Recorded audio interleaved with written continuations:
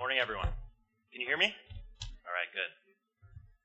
I'm taking off my watch because I'm going to try to keep us on time. We're going to be a smart panel on top of talking about smart cities. Before we get started, my name is Adi Tomer. I'm an infrastructure researcher at the Brookings Metropolitan Policy Program. I'm about to introduce our panelists, but really quick, as a moderator, my job is to actually stay out of the way. But I also want to stress that I'm trying to guide the conversation here a little bit and steer it. And we have some purposes behind that. But before I kind of get into the ground rules we're going to play by, really quick, I want to thank, of course, ESADE for helping us put this event together, SEIU for, of course, hosting us over here, and really actually all of you for braving the elements in the kind of crazy way that DC handles storms of this magnitude, as we were talking about before. We're not sure if there's any other market in the country that has a delay rather than an actual start or stop to the whole workday. So again, thank you for adjusting your schedules to be with us here today, and we hope you find value from everything we talk about. So the way this is going to work is we're going to go ahead and do some short introductions that we've all kind of talked about, not what the content's going to be, but the order, and you actually see it here today moving from my left. And then we're going to get into a moderated discussion. That's actually going to move in three parts. And normally we all go to these things where we're saying, is there any purpose behind what everyone's talking about? Today, yes, there is a purpose. There is a kind of guidepost that we're going to be using. So first we're going to talk about what's the kind of way that an economic vision in a metropolitan area actually connects to not just technology, but kind of an innovation-focused economy. Second is, what are the kind of roadblocks for us getting there? And number three, what can we do about it? So with that said, let me go ahead and introduce the panel kind of one by one. So first to my left is Chris Moore, representing Edmonton. Then Manel Sanroma, representing Barcelona. And again, thank you for making the long trip. Jack Belcher on a much shorter trip from Arlington, Virginia, right across the river. And then Caitlin Galias from Amsterdam, again, and thank you for making the trip. So first I'm going to kick it off with Chris Moore to start with his introduction, so you can talk a little bit about the really interesting economic planning that's going on in Edmonton, Canada. Absolutely. Thanks, Adi. So we're 3 years into a 30-year vision to 2040. It's something that our council approved in 2010, and the challenge with a 30-year vision is you can only have goals that are really 5 or 10 years long. And so we've got some big visions, and a lot of people talking about being a smart city or a world-class city. Our new mayor, who was elected October 21st, Don Iveson, who's 34 years old, and the new council, we've decided we want to be a globally competitive city. And over the next number of years, as more and more people move to cities, and as more and more cities are created, you just have, if you stand still, you're going to fall behind. So for us, this whole direction around being smart and being innovative using technology isn't new for us. We've been doing that since probably the 50s or the 60s. But right now, it's critical in terms of our desire to be globally competitive and to reach our 2040 goals and to build the kind of city that we want to see. Great. And then to hand it over to Manel, who can kind of talk also about how that connects to the goals of a citizenry and what a city really is.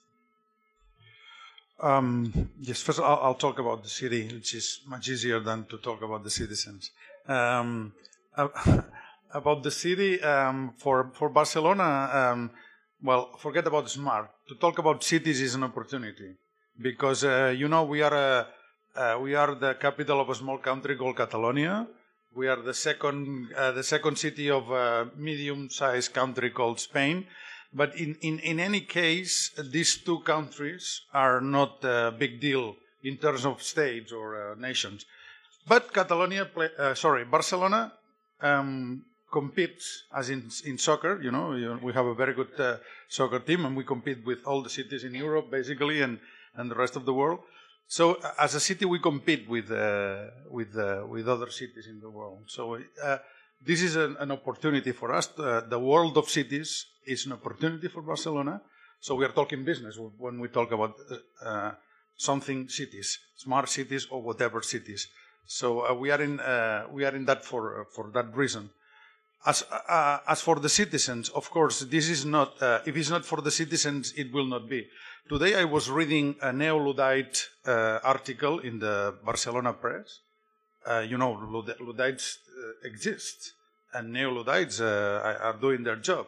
And this girl was talking about Barcelona 2023, not 2040, but 2023, and he was talking about an apocalyptic vision where all the technology that we are putting in the city today is outdated. and nothing works, and the citizens are against all these things. Of course, she's a Luddite. I'm a technophile. I'm in the opposite side of her, but I think this debate is very important. It is about citizens. If citizens are not involved, then the neo-Luddite vision will become true. And of course, the optimists and the technophiles don't want that to be so in 2023 or 2040. Great, thanks, Manel, and great to finish with the citizens, because I think Jack in his introduction can talk a little bit about what citizens want from government. Yeah, it's so critical is trying to understand what your customers, citizens want. And the way we learn, I think, is that you look around what's happening in the industry. Just in the holiday season that's taking place now. You see the big brick and mortar firms that are starting to try to reinvent themselves, and they're finding ways that they can understand what you've been shopping at as you walk into the store based on the Bluetooth on your phone, and they can suggest to you things that you could buy. In return, you see what Amazon did. Amazon turns around and says, well, we're going to try to beat you as well. We're going to sign a deal with the post office and maybe deliver on Sundays. And then you heard just recently where Amazon came out and said we're going to even think about the idea of using drones to be able to deliver services and deliver products. And what's happening is that organizations are reinventing themselves. And when we look at Arlington County and you think about the demographics of what we have, we play critical services. We deliver those services people depend on day in and day out. But you have residents that don't want to necessarily deal with the government in the way that we've put up the government. They don't want to walk to the 10th floor of a building to come in and to file a permit. They want to be able to do these things electronically. And you're seeing things that are taking place. Just recently, Apple announced something called iBeacon. What iBeacon is going to allow you to do is have cash wallets that basically you walk up to a line at a store and you want to buy and you see there's a long line. Well, why can't you pay for that right then and there? Put your thumbprint down, fingerprint recognition, and be able to pay for that good and walk out that store without having to wait in line. And that's some of the things that we're thinking about in terms of the way that our government works. We're, as you know, a suburb of Arlington, a suburb of D.C., I'm sorry. We would like people to continue to work and live in our community, but our community is changing. And we have to understand how it's changing, and we have to change government to be able to meet the needs of the people coming in. And that is to be able to satisfy the needs in the way they want. And again, it's a community. It's how do we create that community vision that will meet their needs. Great, and it's great to end on kind of what government could do better, because Catalina is an expert on innovation in particular with regards to government. Thank you so much. Thank you for the invitation, first of all.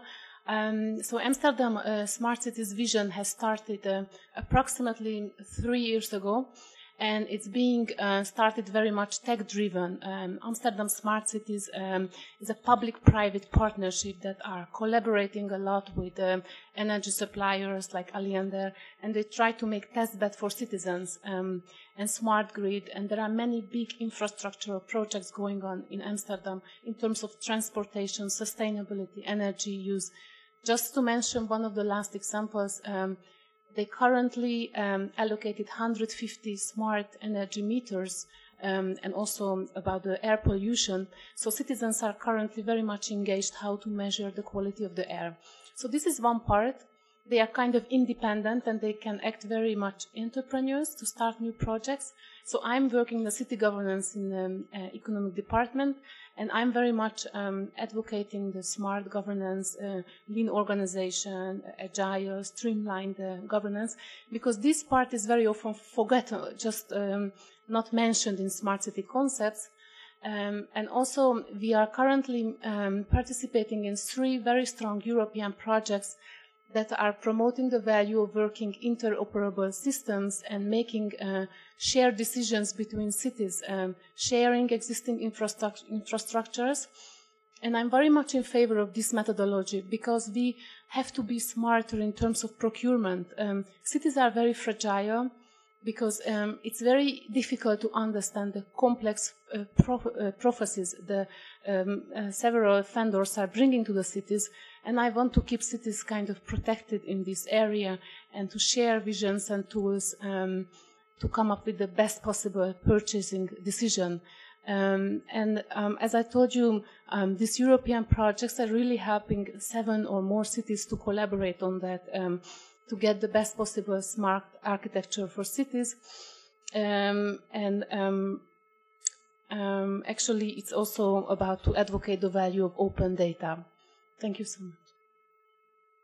Great, thank you. And I think there's some great connectivity between what you just mentioned, actually, where Chris got us started, too, about the importance of an economic vision for cities. So to kind of move into the real kind of group free-for-all discussion here, what I'd toss out to you all is, what are the kind of components of an economic vision that would relate back to technology? How can a city or an entire metro area, actually, as the Amsterdam Smart City kind of model uses that term, how can they make sure that they're planning their economic future and make sure that technology can help them get there?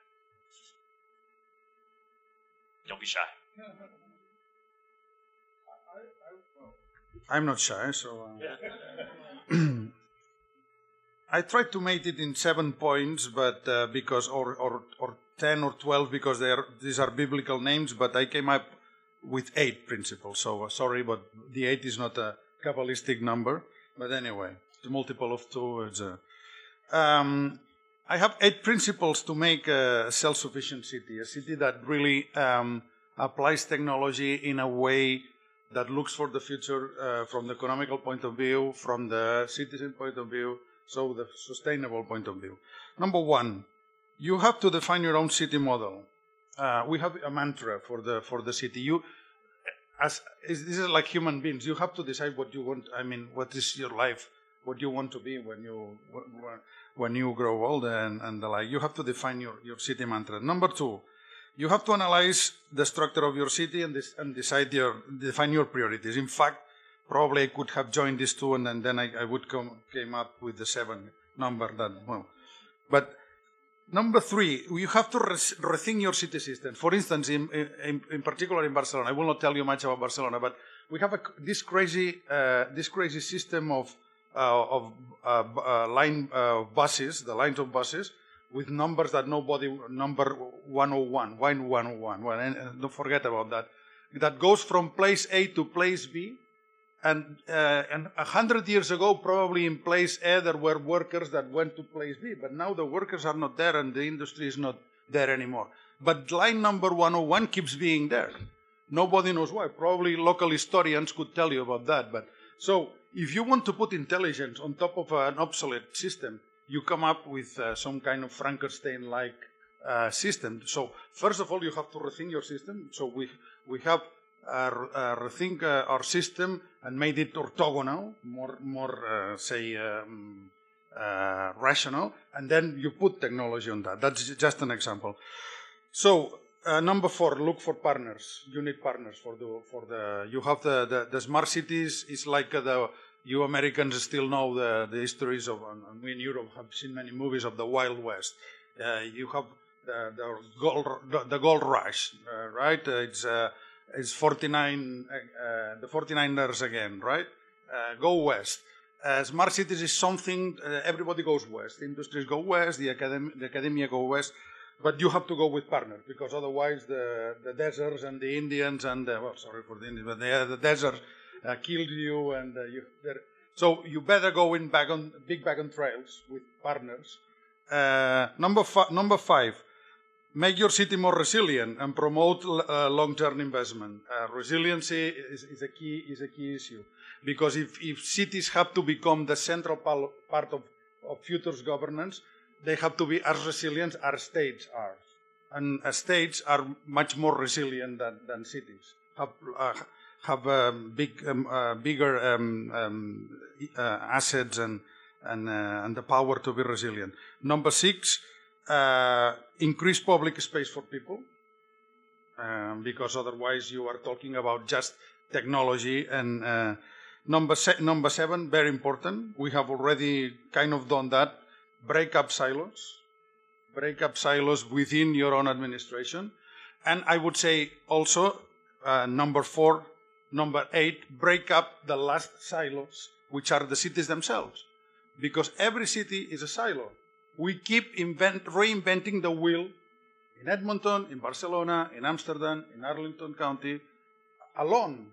So why don't we do it together and try to make different types of wheels, but not reinvent the wheel?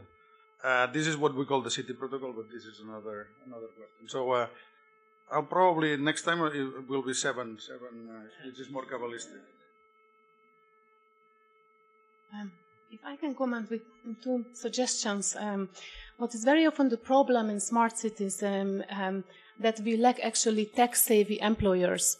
Employers that can understand the emerging technology, future internet, and I would really like to fight for the education of people that can understand also the proposals providers are bringing to our table. So this is one very important suggestion. And secondly, when we talk about public-private partnership, we forget citizens. We make big deals with companies, with ecosystem providers that are highly complex to understand, or they are made to be very complex to understand.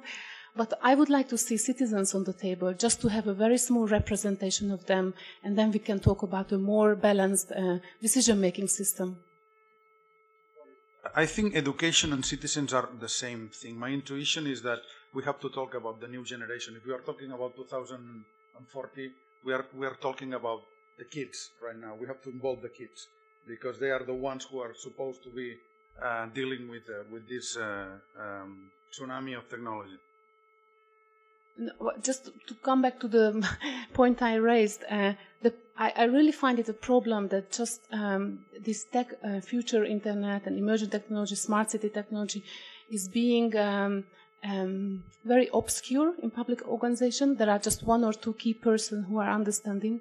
If it goes really about technical details, and that I find a problem. So therefore, I would fight more for the internal education of employers.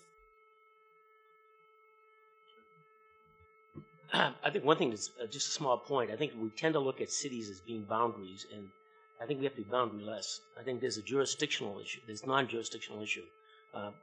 Because Arlington does things that emphasize environment and emphasize resiliency, it doesn't mean that that's exclusive to Arlington. And trying to be an entrepreneur and trying to say we're different than others, I think actually misses the point. If we're really going to create that smart city, it's a smart region. And I think one of the things that we've done in Arlington is to take the view of why should we duplicate what can be done in terms of a general thing. Why do we have to be isolated and say we're going to expend our valuable resources on something that could be shared by somebody else? And that goes from the area of public safety, being able to have a regional system that serves everybody, to environmental issues, transportation issues, and other things. I'll say things that have already been said, but maybe it's worth repeating. The biggest thing for us is engagement, and it's not the old kind of town hall meeting engagement. People want to be engaged deeper, sooner. They actually want to co-create. And the interesting thing about social media, if you don't have time for it because you're busy reading the newspaper or something, at least try to listen, because there's a whole set of conversations happening there. I was reading on Twitter just yesterday, the new mayor of Florence, who's 38. Fascinating story. Check it out. He was just elected. One of the other principles for us is talk culture, and for us that's corporate culture. Much like breaking down the silos, we've been having conversations amongst our leadership and now with all 12,000 employees about we need to shift our culture, moving away from what was in the past more command control oriented to people just doing what needs to be done based on principles. Leveraging partnerships is huge for us. We're very fortunate to have the University of Alberta. They're a center of excellence for a number of things. They have Canada's National Institute for Nanotechnology. We partner with them on intelligent transportation. Take risks, but because we're in government, that would be calculated risks. And invest in the right solutions. So if you're talking about technology or innovation that's going to move forward, it's always competing with civic infrastructure. So have a way to know that you're going to get the outcomes that you want, because if you're doing something that's innovative around smarter cities, it means you're not building a road or buying a fire truck or repairing a bridge.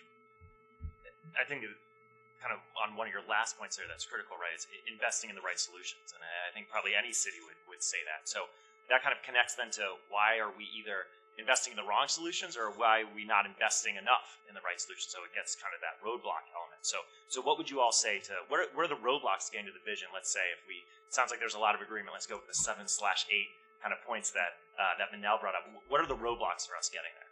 If I could start off, I think the biggest roadblock is ourselves as technologists. I think we talk a language that's not the language of the business units. And I think, when we walk in and say, what technology solution do you need? We've lost the battle.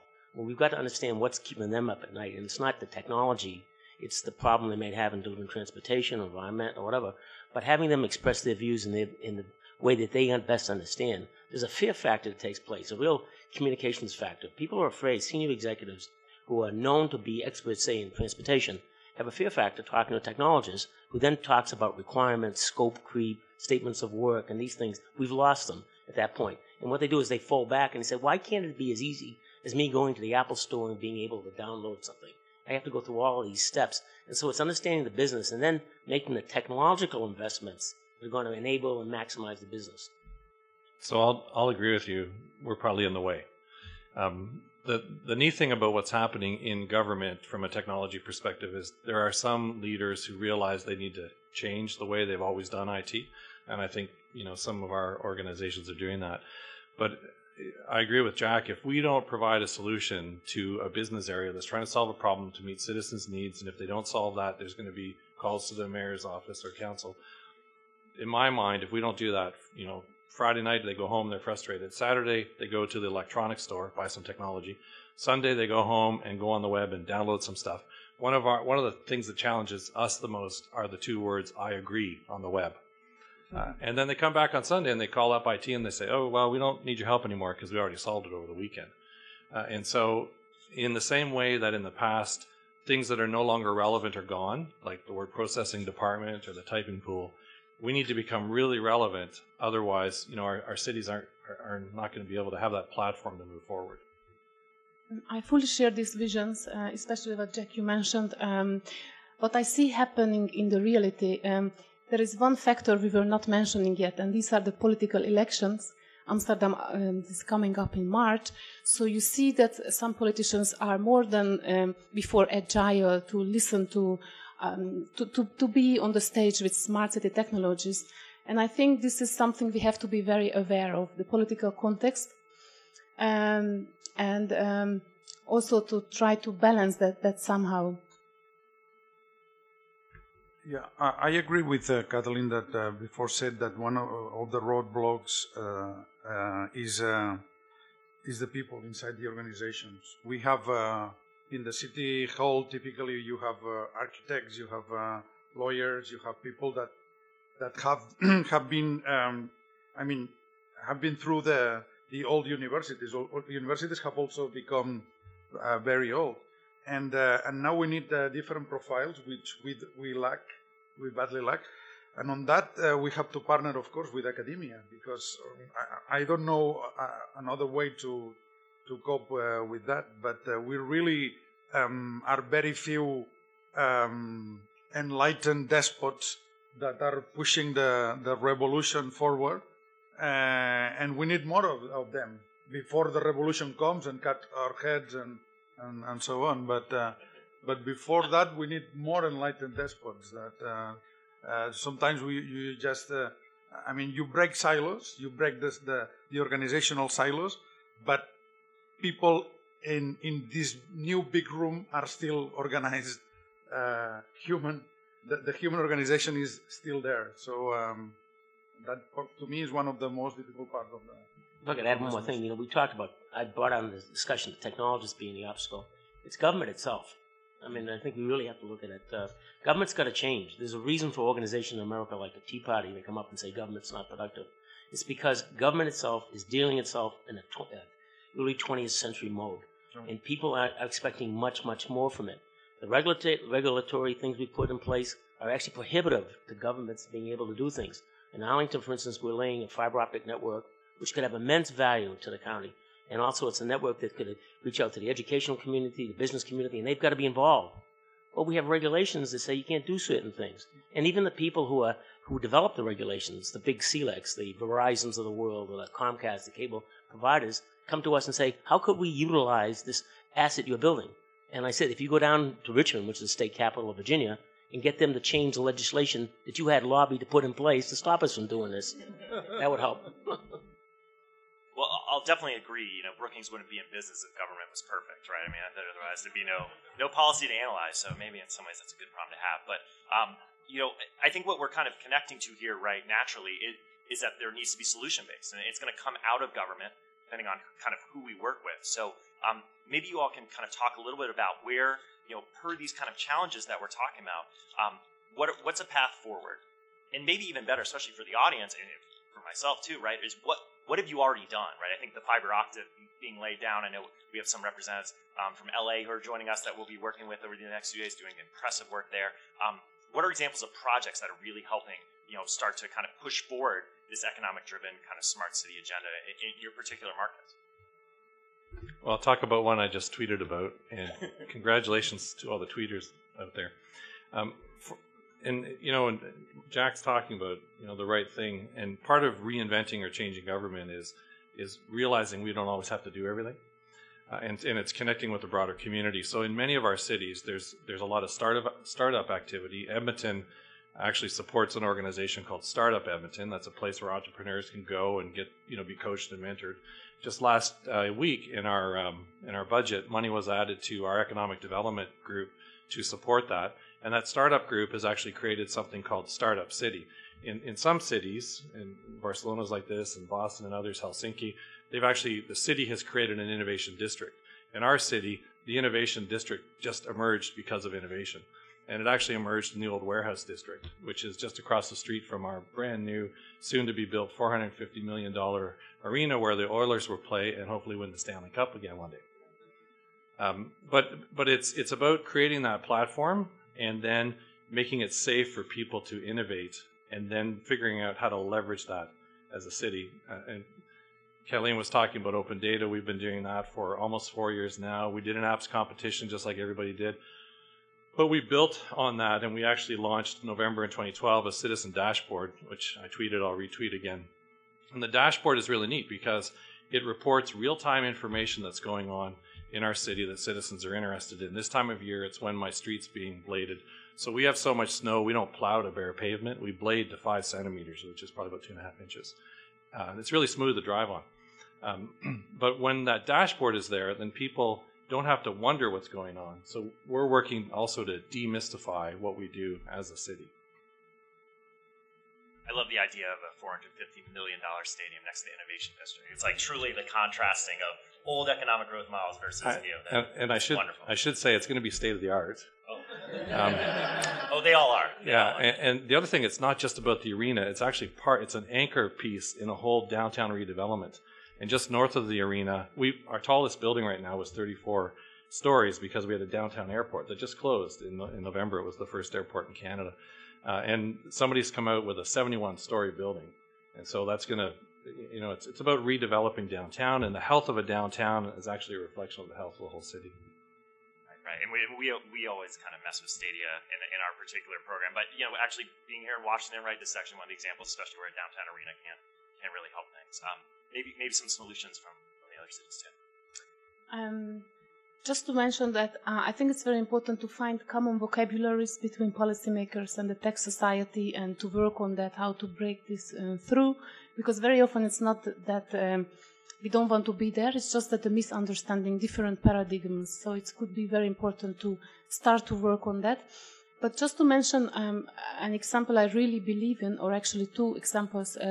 One of them is called the City SDK, Service Development Toolkit for Cities, and that actually harmonizes interfaces of mobile applications for cities. And that's, it's a very highly aggregated, very innovative system offered by 7 cities in Europe, and that creates a non-proprietary working environment that is safe because we are not vendor locked, that is safe because we are following up the market, and that's very important. When it comes to smart cities, sometimes it's very difficult to make resilient economical views, but more importantly, I think we should be following up what's going on the market. And the other example I would like to mention is Code for Europe. Now, Stephen and Laura is sitting there from the project group. We are working with fellows that are short-term hired by the cities to inject technology in the cities in a very safe way, because they are not staying and they can criticize the legacy. And they also highly acknowledge because they can code very well. They have the good assets to work in a city hall. So I really believe in this kind of disruptive projects that are merging more cities together and try to create something new. Some examples that we are working on.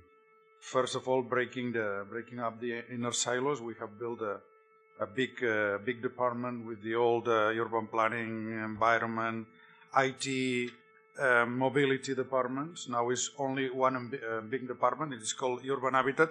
If it was an Anglo-Saxon country, we would call it the Smart City Department. But in Spain, you know, the Latin is very influential, and we call it Urban Habitat Department. Yet human silos are still there. No, we are. Every week I am in the same table with architects, with environmentalists, with sociologists, with engineers, but yet the different cultures are still there. From the point of view of the last silo, the city silos, we have helped to build the City Protocol Society, an international organization of cities, companies, and academia that was officially constituted under California law in last October. And then we are betting for things like what we call, what is called Fab Labs. We want to put a Fab Lab in every district in Barcelona so that people put their hands on technology with different approaches. And last but not least, at the basic level, we have joined the STEM project of the New York Academy of Sciences, also with Cisco, to put science, technology, and math at the basic level of non-formal education of our kids. So, and of course, we partner with ESADE and with other, because the city is not the city council, the city is the city. But as Jonathan said before, in Spain and in many countries in Europe, the culture of public administration is very strong, and many people still wait for the administration to give the first step.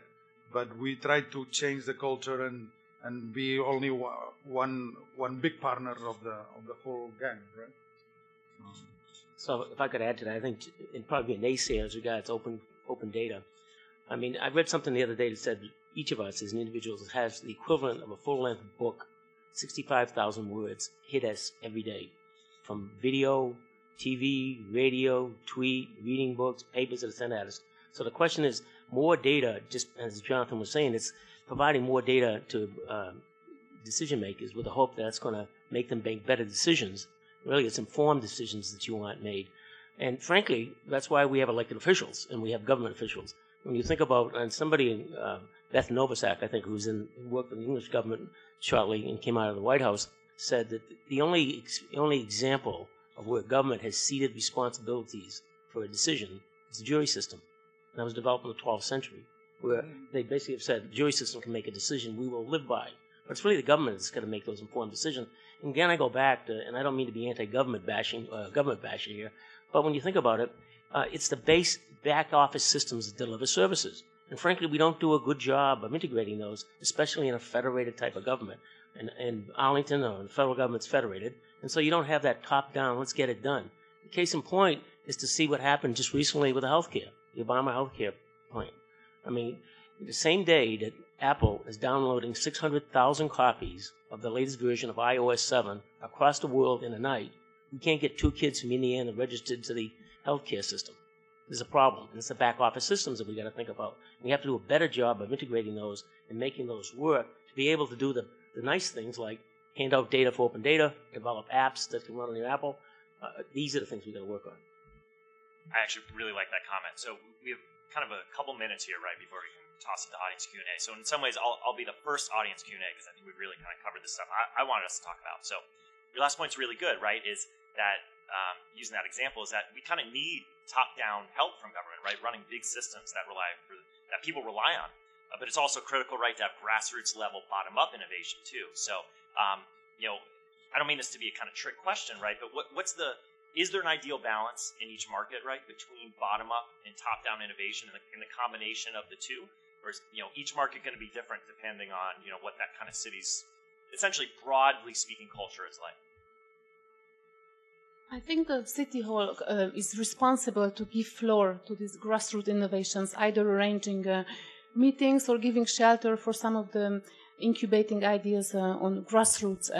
So that's very important because it's also about adaptation of smart toolkits, and at the end it goes about citizens. So I think it's very important to give a visible place for grassroots initiatives. I've just seen last week in Athens, they are doing it very well, but it's also because of the system. They have a lack of political trust in this governance, so they are really putting it on a very high on the agenda. So systems like in Holland, we have pretty much a very smooth political system. There is trust in the governance. But still, I think now we notice that up until now we were running very hard in smart cities, very much IT-driven and supply-driven. And now we rediscovered actually the citizens. And of course, we need some kind of top-down framing, but it's very much about legislation, very much about how to deal with telecom providers, what are the playing field you can move on. And of course, you can also push things like there is a very nice vision paper from the Commission published on open governance. So these kind of top-down documents and visions are really important to foster innovation and to push open data and open innovation. In my view, the key part of part of the success of it all will be to convince the machine, call it administration or call it whatever, that it needs to change from a top down. It needs probably not to change, but to let the big energy of bottom up initiative come into the machine, because otherwise. Maybe the neo-Luddites will be right. So I hope not. But in our culture, in particular in Spain, the administration is very, very strong, and to let the forces of market of innovation inside the organization is very tough. But I think that the key part of the success will be to let them in. Yeah. I think the key is to understand the DNA of your city and what your city's done in the past that's been successful. Once you understand that, then you apply it to the relationship between elected officials, administration, community, and business. Just to add the very last point, maybe it could be an idea to work on a distributed decision-making system in city halls when it goes about technology and smart city equipments, and in this distributed decision-making system, citizens should take a place. Great, thank you. So I've kind of hogged the questions enough so far. So I want to turn it over to the audience, and we have 2 mic runners, right? I think so. Please wait for the mic, and also please say who you are and who you work for.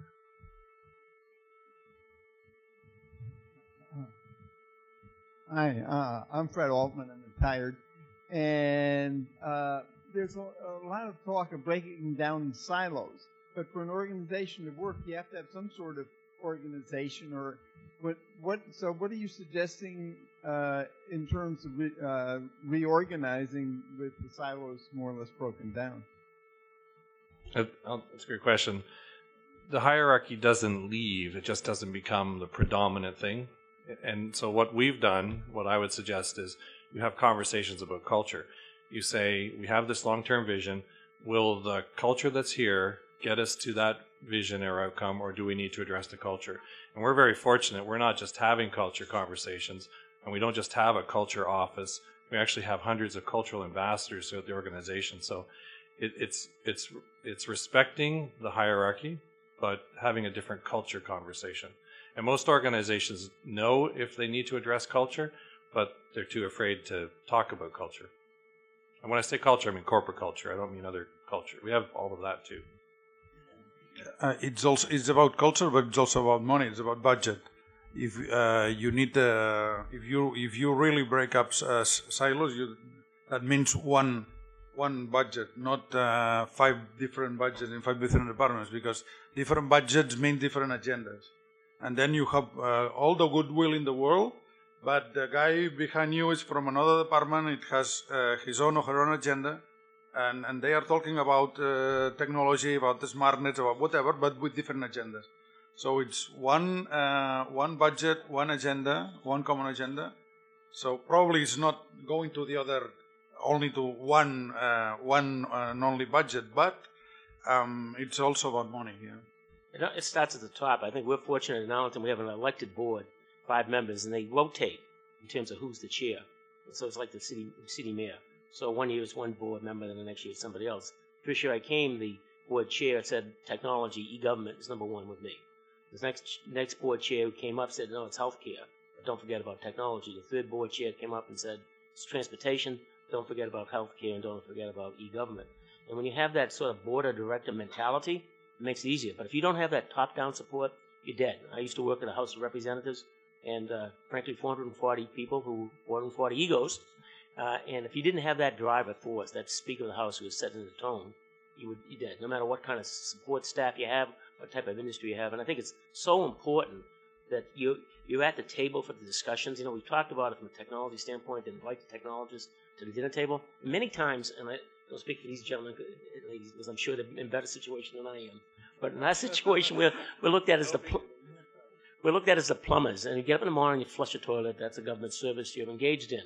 And so I have to ask you the question. I mean, how often do you, after that plumber's come to your house, fixed your toilet, do you invite them to dinner that night to have a discussion about things you're going to be doing? Not often. Especially in terms of talking about silos, what I've been witnessing in Amsterdam, that we have a very chance-driven topic, open innovation, open data.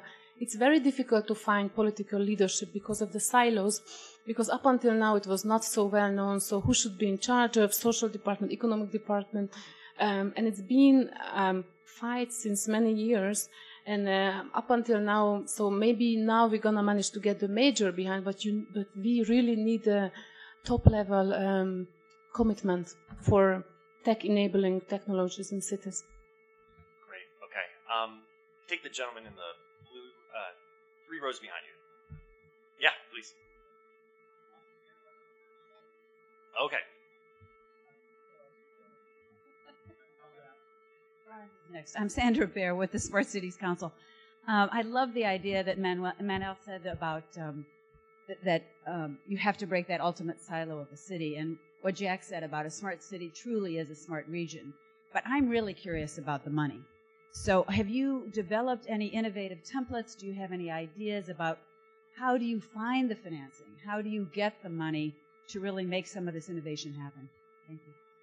So I'll jump in because our newly elected mayor, one of his campaign platforms was, he called it Council's 2%. We have a $2.4 billion budget, and we are working at finding 2% around efficiencies so that we can lower our expenses, but also talk about moving forward with innovation. So 2% of $2.4 billion is $25 million. And so I think the key thing is to start to have the conversation, and exactly what Manel said, we've been having the same discussion about money. One of our leadership principles is we are one city. That principle would work for any city. And one city will really show up when we're truly talking about $1, right? And so for us, it's the mayor's new initiative around 2% around efficiencies and driving innovation. I think with finance, it's important to think in mosaic models or a kind of co-funded public-private partnerships that makes it much easier to start because you share risks. And I've seen in big infrastructural smart city projects that it's very important to have the city, corporate investors, but also some small SMEs. And then you have a very rich composition of board, and that's, I think, very fertilizing. Okay, let's go to. Just part of the money is already there. I would say the big part of it in the intersections between the old departments. There are some silos of money that if you break the silos properly, you find in the intersections you find some part of the a big part of the money, I would say. One very important issue, but sorry, it's European again very much. We have structural funds. And this is an immense amount of resources of money. So if you have some national funds, you should be also looking at the schemes. And who are, very important questions I learned in my career last 3 years, who are the gatekeepers of these funds? Very important to find them, talk to them on an early stage. This is called Brussels. Right. So we time for maybe one more or two more? Okay, let's go 2 more. And then maybe we can try to ask together, and then the panel can try to address them in concert or just siloed. Hi, my name is Lawrence Jones. I'm Vice President for Alstom. We do a lot of work in Europe with regards to smart cities, working in Nice and working in other parts of the world on smart city issues. One thing you guys haven't talked about, I'd like to get your comments on. So you talk a lot about the smart cities, and you haven't talked about the services provided by the cities from the standpoint of, in most cities, services such as electricity, water, transportation, they're not provided by the cities. They're provided by the private sector, right? And so how do you reconcile communications between the private sector and the cities when the cities might make promises about, storm restoration, when in fact they actually don't have the skills to restore electricity? Is something that's somebody utilities. So how do you deal with that communications barrier, and how do you incentivize the utilities and others to invest more in smarter technologies? Thank you. Okay, and then we'll get the other question, then we'll answer it. I'm Sandy Apgar. As the Brookings team knows, I've spent the last several decades helping governments and business to partner and set up public-private partnerships, or P3s, and once set up to manage them. Two issues from that experience, and roughly 50 of them, including the largest in the U.S. First, how does government, in your experience and your perspective, incentivize business to actually partner on public issues as distinct from be a contractor? Governments, in my experience, know how to contract business. Business knows how to wire contracts and respond. Few of them know how to actually partner with each other, share risks, build relationships for the long term. And then the second related question, how does business persuade government to be a partner, as it is used to doing in the private sector, but has great difficulty doing in the public sector? Great, thank you. So, great, we have really 3 questions all related to the private sector. So if everyone could take a kind of quick stab at this. But it's all about partnership versus providers.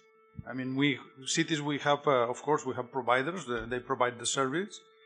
But the partner is not exactly a provider. A partner is like a